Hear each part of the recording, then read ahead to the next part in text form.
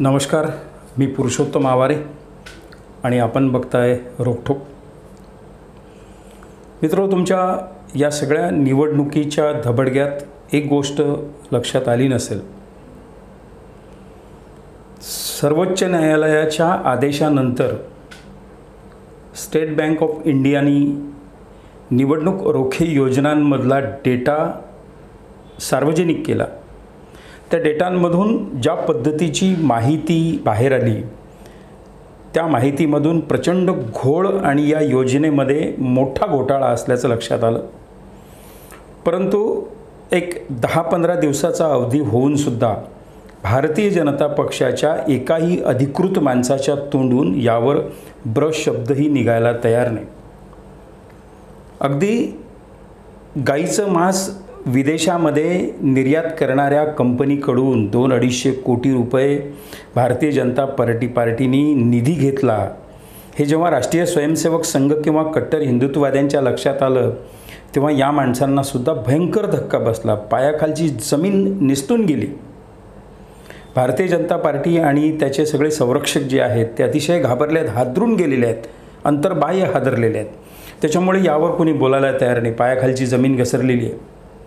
अंतर्गत एवढ्या प्रचंड चर्चा चालू आहेत की पैशासाठी आणि राजकारणासाठी भारतीय जनता पक्षासारखा जो राष्ट्रीय स्वयंसेवक संघाच्या मुशीतून निघाला असा दावा करतो आणि हे सत्यही आहे, हा पक्ष एवढ्या खालच्या पातळीला उतरू शकतो, याबद्दल सगळे लोक आश्चर्य व्यक्त करत आहेत.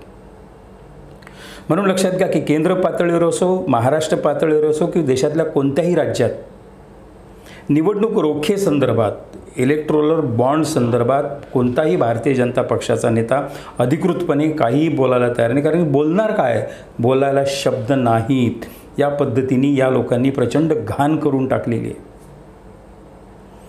आता सगळे लोक चिंतेत या आहेत की विरोधकांनी हा मुद्दा निवडणुकीचा प्रमुख मुद्दा केलेला आहे. जिथे जातील तिथे विरोधक या निवडणूक रोखे योजनांमध्ये ज्या पद्धतीने हजारो कोटी रुपयाचा घोटाळा झालेला आहे, अनैतिकता झालेली आहे, ते लोकांसमोर मांडतायत. लोक आता भारतीय जनता पक्षाच्या उमेदवारांना, नेत्यांना, प्रचाराला येणाऱ्या बाहेरच्या नेत्यांना प्रश्न विचारायला लागले आहेत. त्यामुळे यांची पंचायत झालेली आहे. तोंड दाबून बुक्क्यांचा महार सहन करावा लागतो. जे काही घोटाळे केले असतील ते केंद्रातल्या लोकांनी केले, ज्यांचा काहीही संबंध नाही. ते निष्ठावंत भाजपचे कार्यकर्ते, नेते, वेगवेगळ्या राज्यातले मंत्री, आमदार, खासदार अत्यंत व्यथित आहेत, चिंतित आहेत या गोष्टीने. त्याचा मोठा परिणाम या लोकसभा निवडणुकीमध्ये भारतीय जनता पार्टीच्या विजयावर 100% होणार आहे. आणि हा सध्या चर्चेचा मुद्दा हा हळूहळू सार्वजनिक जीवनामधून बाजूला कसा पडेल याच्या चिंतेत सध्या संघपरिवार आणि भारतीय जनता पार्टीचे सगळे कथित चाणक्य लागलेले आहेत.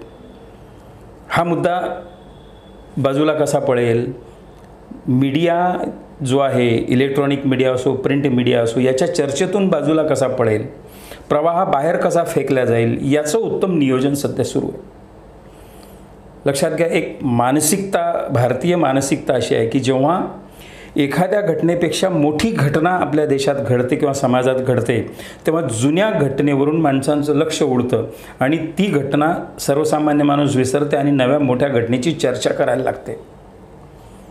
एक उदाहरण म्हणून सांगतो की ग्रामीण भागात एखाद्याला जर विंचू चावला, तो विंचू ज्या ठिकाणी चावला, जिथं दंश केला, तिथे थोडं प्रचंड वेदना व्हायला लागतात, आग व्हायला लागते. आणि जेव्हा एखाद्या मांत्रिकाकडे त्याला नेलं जातं, तेव्हा तो मांत्रिक त्याच्यावरून काहीतरी लिंबू वगैरे फिरवतो आणि दुसऱ्या साईडला, दुसऱ्या ठिकाणी इतका जोरात चिमटा घेतो की त्या विंचू चावण्याचं दुःख या मोठ्या दंशानी, मोठ्या चिमट्यानी थोडा वेळ का होईना विसरलं जावं, अशा पद्धतीचा उपचार करतो. ही भारतीय मानसिकता आहे.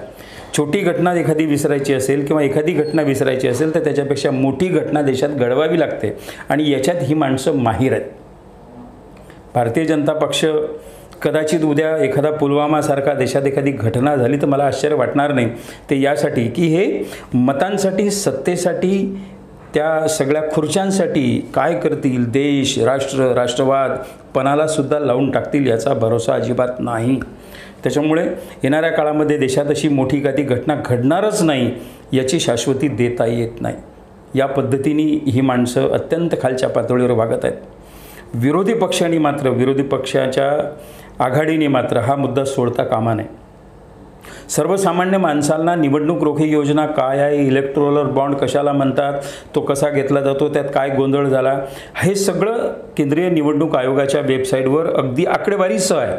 कोणत्या कंपनीने कोणाला किती पैसे दिले, कोणत्या पार्टीनं ते स्वीकारले, कोणत्या पार्टीनं कुठे नेऊन दिले, कोणत्या पार्टीने ते वटवले नाहीत, याची इत्थंभूत माहिती केंद्रीय निवडणूक आयोगाच्या त्या वेबसाईटवर आहे. पण प्रत्येक माणूस हा काही त्या वेबसाईटवर जाऊन पाहत नाही. म्हणून लोकांना शिक्षित करणं, लोकांना जागृत करणं, लोकांचं प्रबोधन करणं आणि या दृष्टीने लोकांना ते समजावून सांगणं हे विरोधी पक्षाचं काम आहे.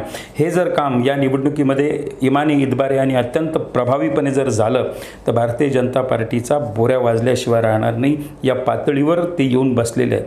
त्यांनी स्वतःच्या प्रचंड मोठ्या चुका करून ते बसलेले आहेत. त्याच्यामुळे या चुकांमधून त्यांना शिकण्याची काही संधी भारतीय मतदारांनी देऊ नये, विरोधी पक्षांनी तर अजिबात देऊ नये. परंतु एक लक्षात घ्या की उद्या स्वतःचं अस्तित्व जेव्हा पणाला लागते, माकडिणीची गोष्ट आपल्याला नेहमी सांगितली जाते की जेव्हा पुरामध्ये किंवा एखाद्या टाक्यामध्ये माकडिणीचं पाणी तिच्या शरीराच्या समोर चढत राहतं, नाकापर्यंत येतं, तेव्हा ती मुलाला तिच्या पिल्लाला डोक्यावर घेऊन उभी असते त्याचा बचाव करण्यासाठी. जेव्हा तिच्या नाकाच्या वर पाणी येते तेव्हा पिल्लू पायाखाली दाबते आणि उडी मारून निघून जाते. हे भारतीय जनता पार्टीवाले किंवा बाकीचे सगळे माणसं जी आहेत हे देशाचा विचार करणारे नाही आहेत. कोण मरतंय आपल्या राजकारणासाठी याचाही विचार करणारे नाही आहेत. जर हा विचार केला असता तर गेल्या 10 वर्षामध्ये महाराष्ट्रामध्ये आणि देशामध्ये ज्या 4-5 लाखांवर शेतकऱ्याच्या आत्महत्या झाल्या त्यावर कायमस्वरूपी तोडगा या सरकारने काढला असता. पण तसं होत नाही. राजकारणासाठी असंख्य माणसांचे बळी देण्याची भारतीय जनता पार्टीची प्रथा आहे. गुजरातमध्ये त्यांनी काय केलं ते सगळ्यांना माहीत आहे. त्याच्यामुळे या देशामध्ये नवा एखादा घटना घेऊन लोकांना पुन्हा भावनिकतेत ओतप्रोत करून जुने सगळे भ्रष्टाचार घोटाळे ते बाजूला ठेवून नव्या प्रकरणावर मग राष्ट्रहित, राष्ट्रसुरक्षा आणि अशा परिस्थितीमध्ये पाकिस्तानला सडेतोड जबाब देण्यासाठी मोदीच कसे पाहिजेत हा बनाव निर्माण केला जाईल याची शक्यता नाकारता येत नाही. तेव्हा भारतीय मतदारा सावध राहा, डोळ्यात तेल घालून सावध राहा आणि मतदानाच्या दिवशी अशा सगळ्या मगरींचे अश्रू ढाळणाऱ्या बनावट लोकांना त्यांची योग्य जागा दाखवून दे. मित्रो, आजच्यापुरतं एवढंच. हा व्हिडिओ आवडला असेल तर रोकठोक या चॅनलला सबस्क्राईब करा आणि हा व्हिडिओ लाईक आणि शेअरसुद्धा करा. नमस्कार.